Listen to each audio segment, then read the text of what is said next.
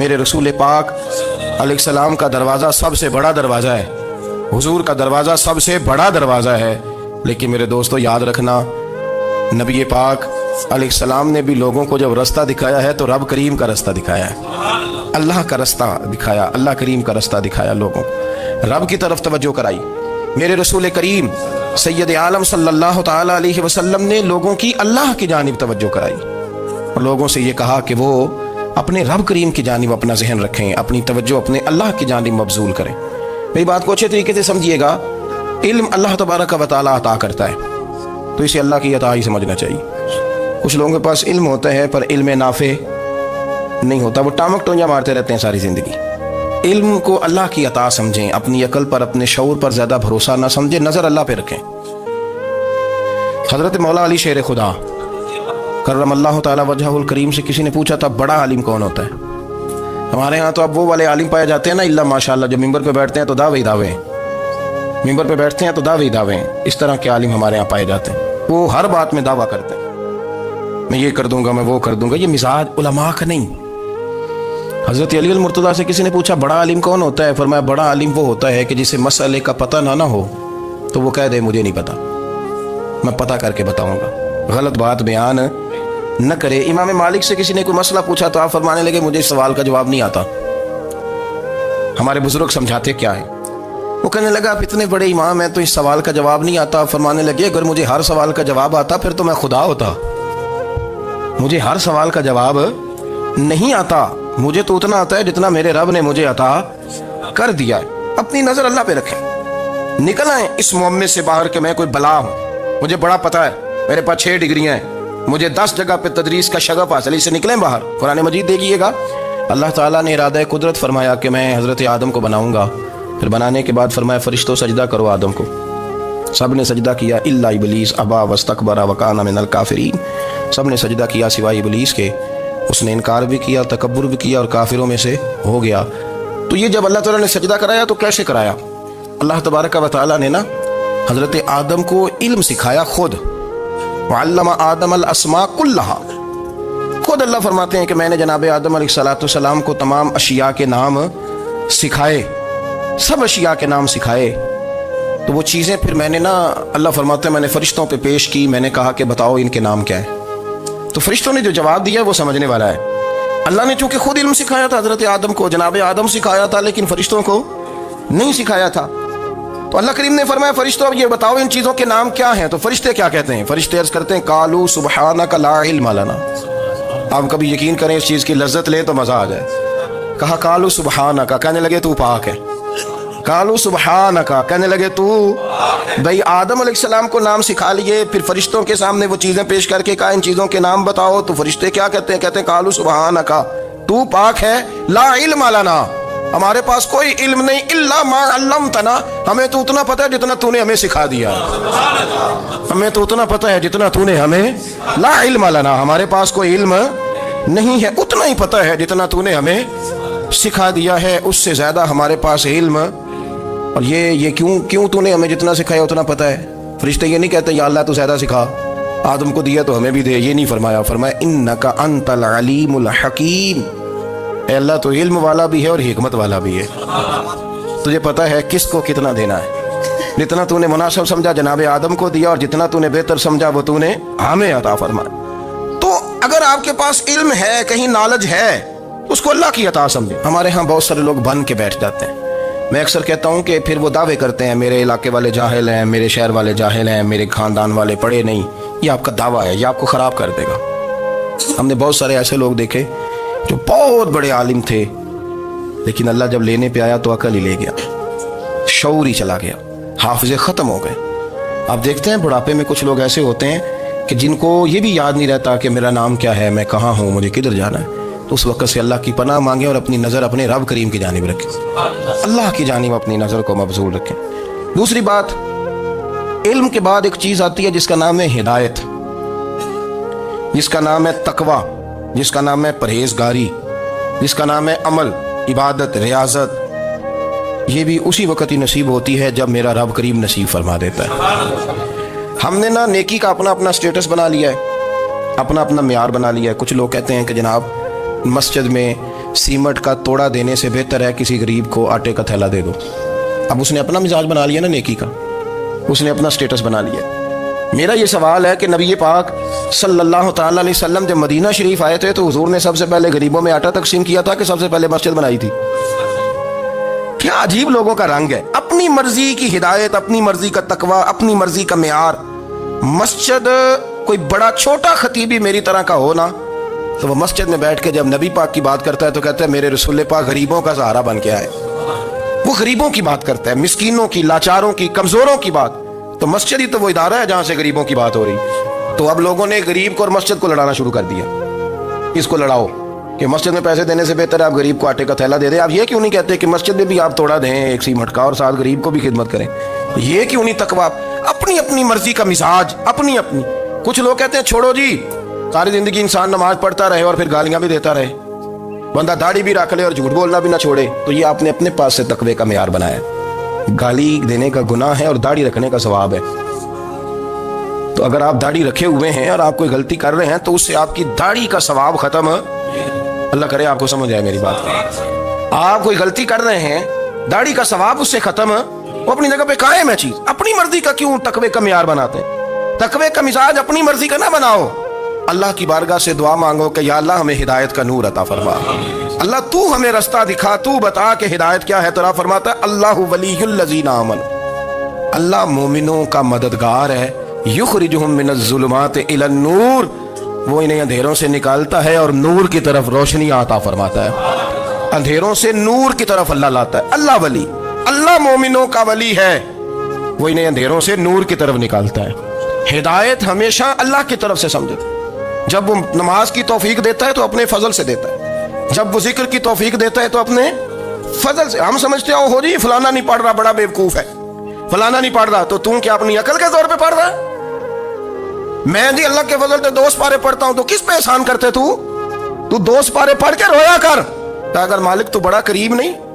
बड़े लोग हैं जिनको पूरा कुरान हिफ्ज़ है पर उन्हें पढ़ने की तौफीक नहीं। तूने फजल किया और मुझे तौफीक दे दी है पढ़ने की। रोया कर, पढ़ के रोया कर। राती सारी कर कर जारी, वो नींद अखा थी धोंदे ते फजरे ओही गुनाहगार कहावन सब तो नीवे होंदे। मेहरबानी करें, डरें, नेकी करें तो फिर डरें, फिर एहसास पैदा करें, फिर अपने अंदर वो कमजोरी लाए, कहे तौबा तौबा मुझे तो पता ही नहीं, तो जानता ही नहीं।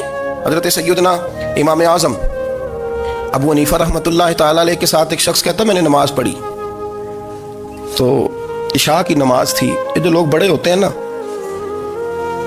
इनके प्यार करने वाले बड़े होते हैं, उनके गिर्द खौफ भी बड़ा ही होता है, उन्हें बड़ा डर लगता है, बड़ी बाज़-ओ-क़ात आज़माइश होती है उनकी। इशा की नमाज कहते पढ़ी तो इमाम साहब ने ना इशा की नमाज में तिलावत की आयतें फमन यअमल मिस्काल ज़र्रतिन खैरन यरा वमन यअमल मिस्काल ज़र्रतिन शर्रन यरा। फरमाया जो ज़र्रा बराबर खैर करेगा वो भी क़यामत में देखेगा, और जो ज़र्रा बराबर शर करेगा वो भी क़यामत में उस शर को देखेगा, उसके सामने आएगा। तो वो शख्स कहता है कि सारे लोग नमाज पढ़ के चले गए, तो इमाम साहब रहमतुल्लाह अलैह ने अपनी दाढ़ी पकड़ी, रो रहे हैं। कहते हैं वो ज़र्रा बराबर नेकी का बदला देने वाले, वो ज़र्रा बराबर शर पे सजा देने वाले मेरी सफ़ेद दाढ़ी को देख। मालिक मेरे ज़र्रे ज़र्रे सामने ना लाना। लोग तो मेरी बड़ी कदर करते हैं दुनिया, मैं तो बड़ा पहचाना जाता हूँ, लोग तो मेरी राहों में फूल लिए खड़े होते हैं, मुझे बड़ा नवाजते हैं।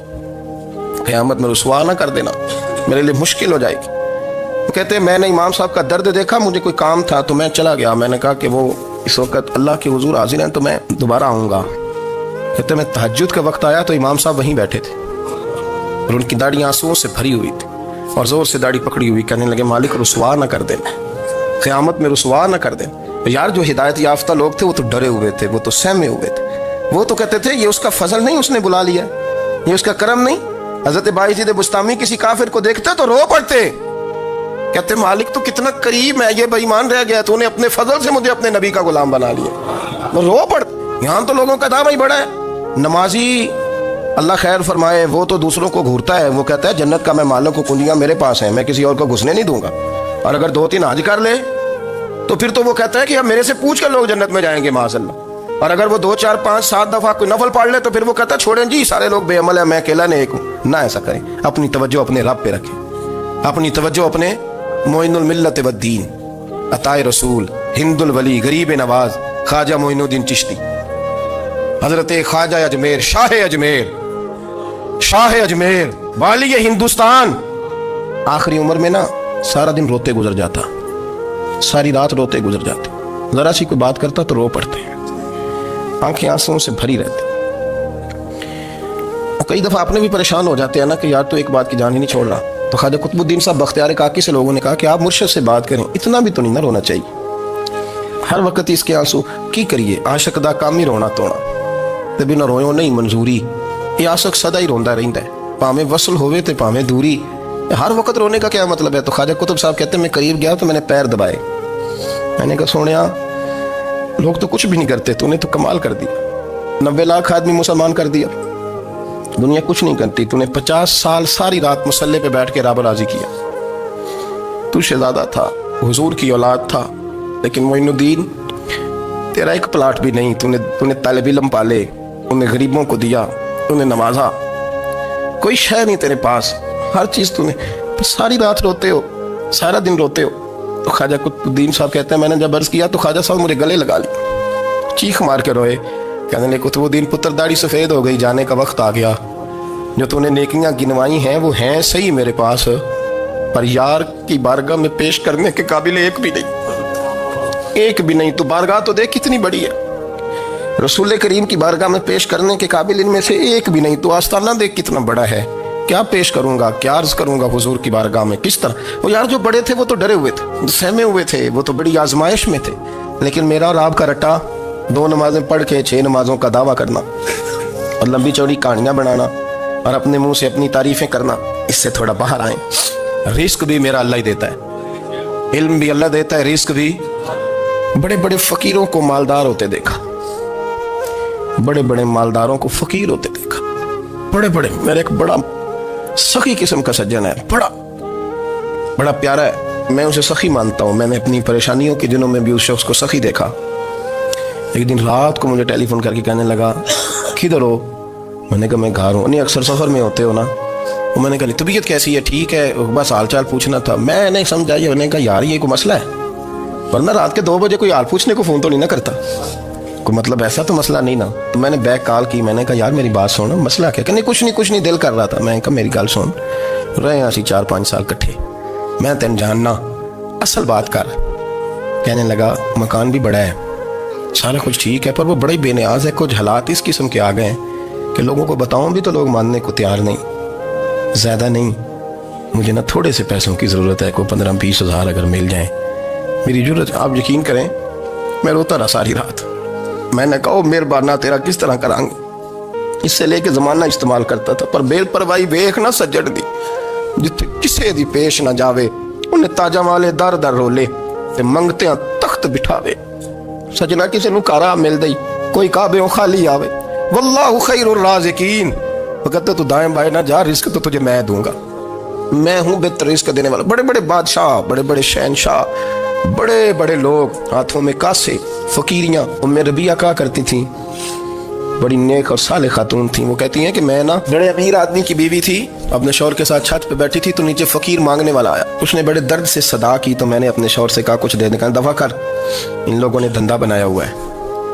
कहती मैं मेके से भी बड़ा माल लेके आई थी, मेरे माँ बाप बड़े अमीर थे, तो मैंने ना चोरी अपने खामा से नज़र बचा के बाथरूम जाने के बहाने गई और नीचे जाके 5 दिनार मैंने उस फ़कीर की हथेली पे रखे। कहते उसने 5 दिनार देखे, फिर मेरी तरफ देखा तो मैंने उसकी आंखों में आंसू चमकते देखे।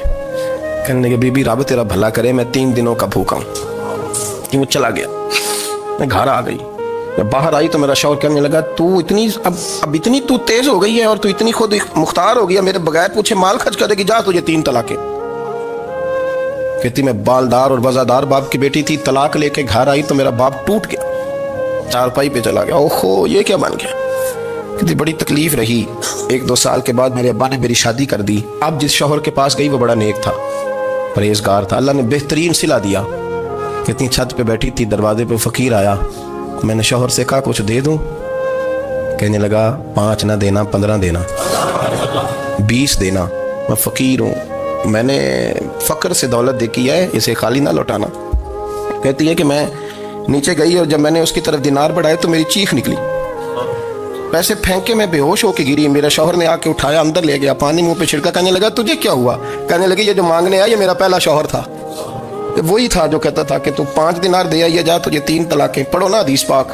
میرے نبی پاک علیہ السلام نے فرمایا ایک بندہ گنجا تھا. گنجا کوئی ترتیب آگے پیچھے ہو جائے تو مفہوم کے لحاظ سے, لیکن میں مفہوم اس کا واضح کرتا ہوں. ایک گنجا تھا, کوئی شے نہیں تھی, سر پہ بال بھی نہیں تھے, رویا کرتا تھا. اللہ تعالیٰ نے فرشتے کو بھیجا, تجھے کیا چاہیے؟ تو کہنے لگا بال آ جائیں اور تھوڑا مال آ جائے. فرشتے نے ہاتھ پھیرا تو بال بھی آ گئے تو بکریاں بھی آ گئیں.